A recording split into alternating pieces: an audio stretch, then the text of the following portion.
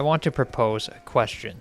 How much time have you spent in this world, admiring everything that it has to offer, scouring every last inch of this gargantuan map, yet somehow always discovering more and more and more? Elden Ring is a game that needs no introduction, but I'm gonna do it anyways. It is a game that I have picked up and put down again over the past couple of years multiple times over, yet deep down knew that I could never leave a game that is this good unfinished. In fact, never have I played a single player game that has drawn me back to it as much as this one has. It's a journey that begins with humbled beginnings and devastating ends. Oh my, what the fuck? It begins for every player in the same place, here at the first step. The same location that we are also introduced to one of the most prolific memes in modern gaming history. Unfortunately for you, however, you are maidenless.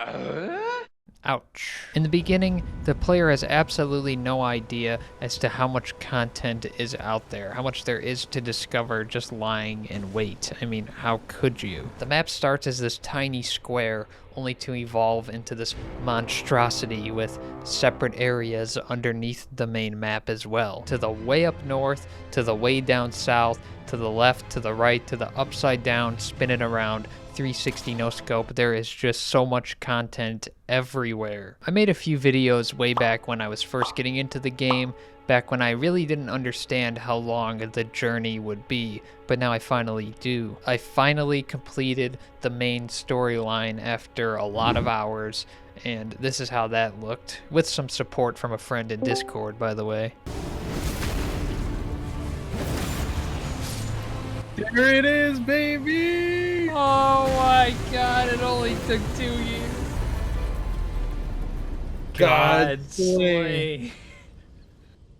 And I beat it before you. Fuck you. I have seen so much in the lands between. I've killed secret boss after secret boss. I've scoured every last inch of this map, so I think. Probably not, actually. Definitely not. There's no way. I'm convinced that Miyazaki is just secretly adding new areas onto this game every single day. You would think that I would be satisfied with my final completion now of the main storyline, and I'm not. I feel hollow. I feel dead. It's all because I know that I'll never be able to make those same countless jaw-dropping discoveries for the first time ever again. You see, the Elden Ring journey began for me in a way that I look back on fondly now. I was a little late to the Elden Ring hype train. I picked the game up 10 months after release on the Steam Winter Sale of 2022. It was just a few days before Christmas, and it turns out that Christmas was canceled that year.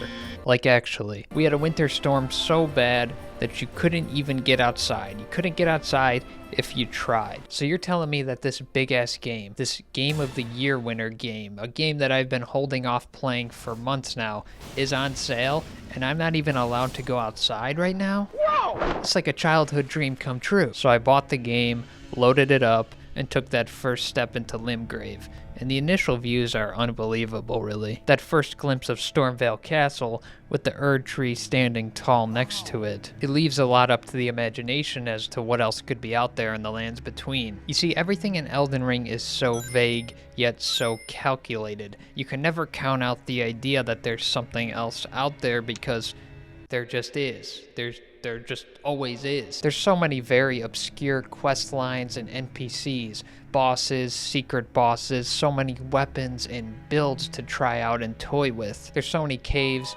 caverns, dungeons, secret areas. I mean, look at Dragon Lord Placidusix, or whatever his name is. One where you have to platform down to some obscure location and find a random button prompt to lay down on the floor, and then you get teleported to the most ridiculous looking grandiose dragon motherfucker you've ever seen. This boss fight would be final boss standards in any other game, but in Elden Ring, just a pretty obscure, very vague, secret area that the vast majority of players will never find. Or when I got to Mikola's Halig tree at around 120 hours in, and I'm like, oh, I guess this part of the map exists. Normally I would get pretty overwhelmed in an open world like this. I feel like most players do, and that's what makes them give up. But if you get through that first overwhelming period, that first stage of open world dread, you quickly realize that this is not your standard open world by any means. Everything is so intricately crafted and curated.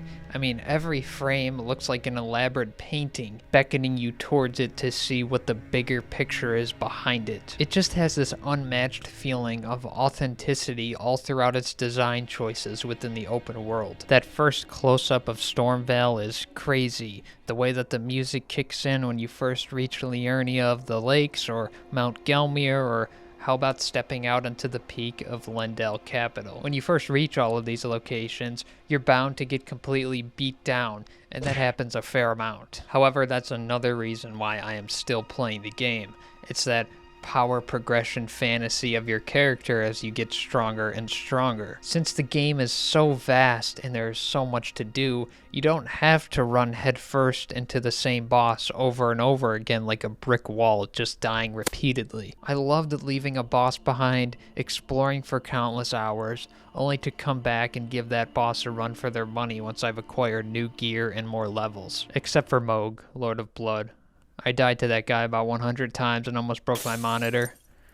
And Godfrey was pretty brutal too. But that's the thing about Elden Ring. Everyone's story is different. Everyone's character is different. The sheer amount of replayability and the ways in which you can tackle the game in a different sequence of events makes the game not only so fun to play and replay, but also so fun to talk about with others. Some of the best parts of Elden Ring are talking about it to someone else and realizing just how different their journey turned out from yours. For example, good old Melania, right? She's apparently the hardest boss ever, hardest boss, you'll die 10 million times, and she'll ruin your life. Well, I was so over-leveled by the time I even found where she was in the map that I basically just killed her instantly. I didn't understand what all the fuss was about. I mean, let's ignore the fact that my build was super OP and cheesy, and let's just act like I'm really good at the game. And I have never known defeat. She's dead! How many tries did it take you to kill her? Or what was the most brutal boss for you? What was the best quest line you did, or your favorite build that you played? These are all questions that I could pose to anybody that has played the game, and you'll get a plethora of answers. After completing the final boss, you have the option to begin Journey 2, and I was like, sign me up. What other game took me 2 years of playing on and off, 130 hours to complete, and then made me want to instantly run it back? Let's play it again. I'll give you a hint, it's nothing. That has never happened before. One thing I love about New Game Plus is that some of those earlier bosses, the ones that were such a menace and so scary back when you were a noob, are completely irrelevant to you now. The Tree Sentinel, dead. Margit, the first main boss of the game, dead. Godric, easy peasy. He's dead. Mohg, I'm dead. I'm dead every fucking time. Please don't make me fight this guy again, please. Something that I unfortunately neglected the first time around was the lore. I was so drawn in by my surroundings and the immersion and the incredible exploration that I really wasn't paying too much attention to these NPCs the first time around. There's so many weird and interesting ones too. A turtle that is a pastor.